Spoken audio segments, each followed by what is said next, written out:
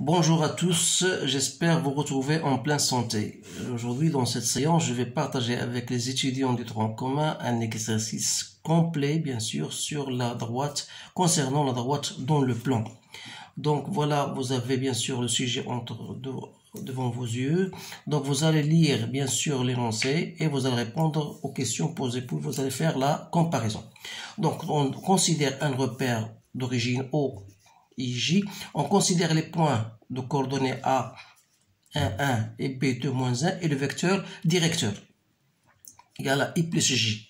Donc déterminer une équation cartésienne de la droite D passant par A et U son vecteur directeur. Donc je vais répondre question par question.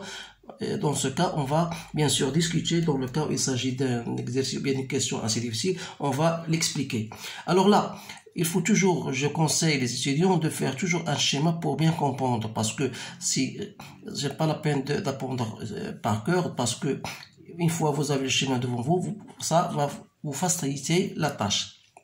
Donc on considère la droite D, voilà, il passe par un point A et U c'est le vecteur directeur. Que ça veut dire le vecteur directeur? Ça veut dire que U et D sont parallèles. Autrement dit, si je considère un point M appartenant à D, alors j'aurais dit AM est parallèle au vecteur U. Donc, c'est-à-dire que le déterminant de AM, U égale à 0. Donc, il suffit de chercher le AM. AM, c'est quoi? C'est X moins 1, Y moins 1. Et U, vous avez U, c'est 2 moins 1.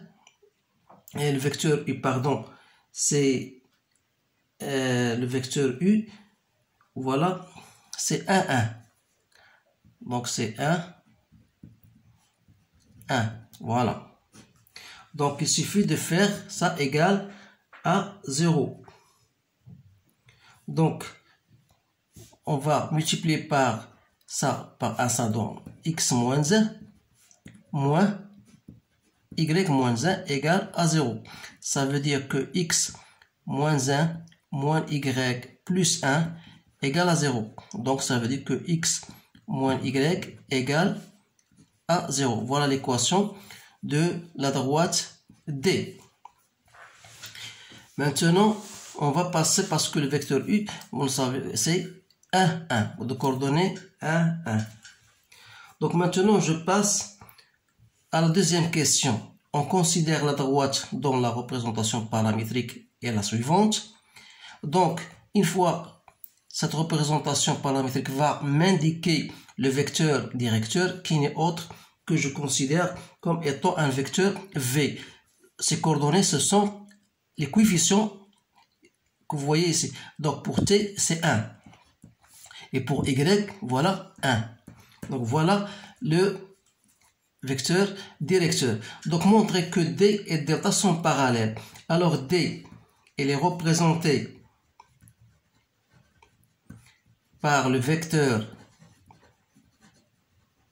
déjà qu'on a mis, c'est le vecteur U, 1, 1, et delta est représenté par le vecteur V, 1, 1. Donc, qu'est-ce que vous remarquez? Que U égale à V. Donc, ça veut dire que delta, D et delta, bien sûr, sont parallèles. Maintenant, soit D' la droite d'équation suivante. Montrer que delta et D' sont séquentes, c'est-à-dire ils doivent se couper en un point que je considère comme étant le point C. Donc voilà D' et voilà delta. Donc s'ils se coupent en un point, ça veut dire que le vecteur directeur de D', d'abord D', on va, c'est quoi? Elle est représentée, voilà son équation.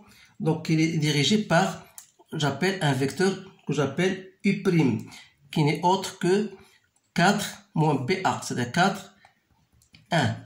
Alors que delta, bien sûr, elle est dirigée par le vecteur, voilà, qui est, on a mis, c'est V, c'est-à-dire 1, 1. Donc, si je cherche le déterminant de U', V, qui n'est autre que 4, 1, 1, 1. Donc ça me donne 4 moins 1, ça fait 3. Donc il est différent de 0. Ça veut dire que, bien sûr, que delta et D' sont 50, c'est-à-dire elles se coupent à un certain point.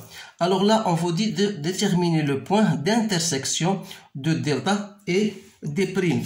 Alors, C', ou bien C, il appartient à la fois à delta, il appartient à D'. Donc, il doit vérifier les deux équations. Alors, pour delta, il doit vérifier son équation qui est égale à x-4y plus 3 égale à 0. Et pour D', il doit représenter, comme il est représenté par une représentation paramétrique, vous avez y et vous avez x. Donc, il suffit de remplacer x et y dans l'équation suivante. Donc, qu'est-ce qu'on va faire? On remplace x et y dans l'équation que j'appelle l'équation 1. Donc, ça va me donner t moins 4, t moins 3 plus 3 égale à 0. C'est-à-dire t moins 4t plus 12 plus 3 égale à 0. Ce qui prouve que moins 3t plus 15 égale à 0. Donc, j'aurai t égale à 5. Alors, dans ce cas, x égale à t, donc c'est égal à 5, et y égale à 5 moins 3, ça fait 2. Donc, le point C de coordonnées x, y, donc 5, 2. Voilà le point C. Donc, voilà le point C. Maintenant, je passe à la question suivante. Déterminer les points d'intersection de la droite D', avec les axes du repère. Les axes de repère, il y a l'axe des abscisses, il y a l'axe des ordonnées. Donc, on va considérer un point M. Donc, on va dire soit un point M. Donc, le point qui est l'intersection avec l'axe des abscisses sera, bien sûr, de coordonnées x, 0. Donc, on va dire, noter, c'est le point d'intersection de T' avec l'axe des abscisses. Et M' de coordonnées 0, y sera avec, bien sûr, le point d'intersection avec l'axe des ordonnées. Alors là, dire que M appartenant à D', ça veut dire que x plus 3, vous allez remplacer y par 0. Donc, il reste égal x plus 3 égale à 0. Donc, x égale à moins 3.